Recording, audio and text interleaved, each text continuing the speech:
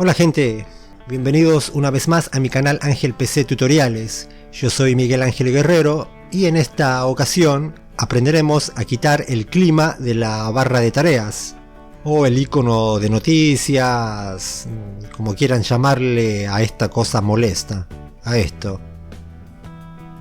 Ya que esto consume recursos de nuestra computadora, de nuestra PC, y en mi caso no me gusta, así que me parece molesto.